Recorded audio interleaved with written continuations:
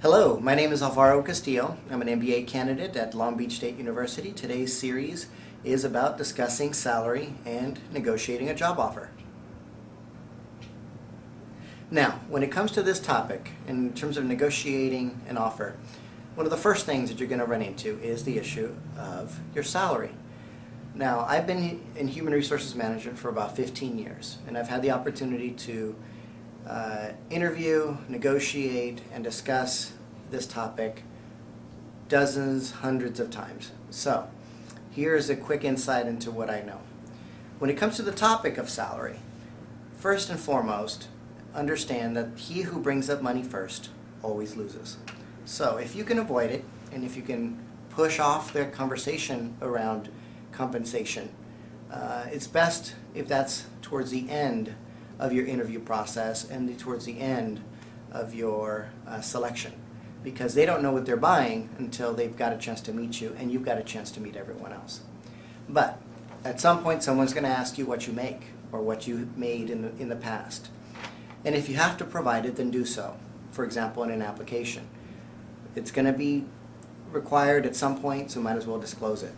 Now, when it comes to understanding what your range is or what you anticipate making, that is a whole different set of issues. There's a lot of things that you know about the organization, there's a lot of things you may know about the job, but you may not know everything. So leverage on that.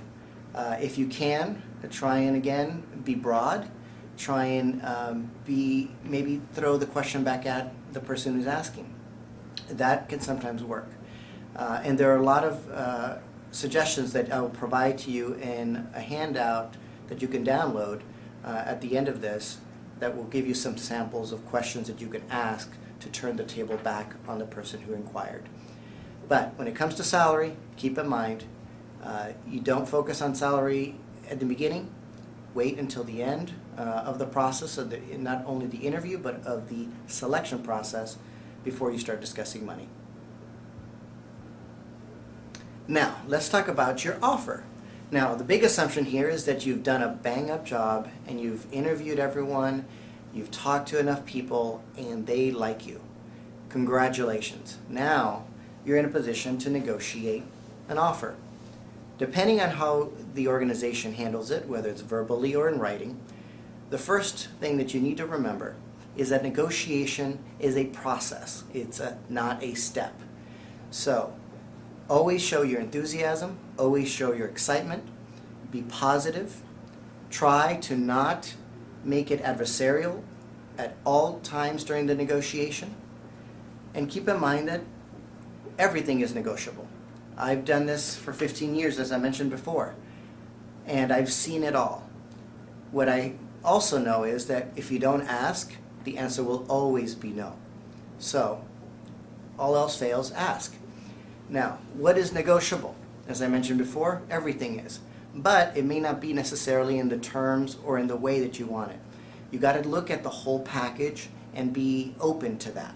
And also understand what is it that you need before you even entertain that offer.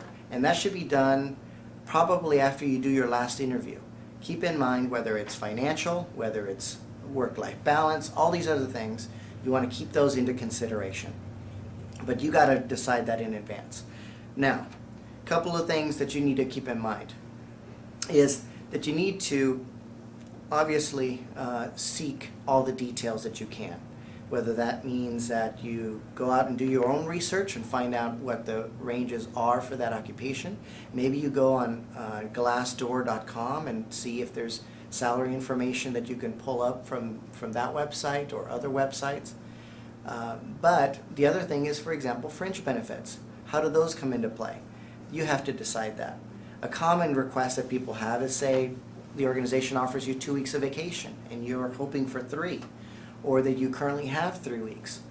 Well, if you negotiate 2% more on your base pay, that's effectively an extra week of vacation. It just happens to be one of them is unpaid, but you're getting paid throughout the year. There's different ways that you can slice that. Now, when you do ultimately negotiate a salary and you get to the bottom line number, try and be firm, be polite, but always engage the person who's asking you, and hopefully you're talking to the hiring manager and not someone like me in HR, because more than likely the person who needs your services, who wants your skills, is going to be a lot more flexible and willing to negotiate. But at the end of the day, you want to make sure that when you do finally accept, and maybe it's not all the things that you wanted, but it has most of the things that you wanted, always show your respect and show excitement. And ultimately, of course, you want to make sure you get it in writing. So get it in writing, and once you do, sign it, get back to them. However, you don't necessarily need to rush. Especially if you got it in writing first, then maybe you can then follow up and ask some more questions so that you're well informed.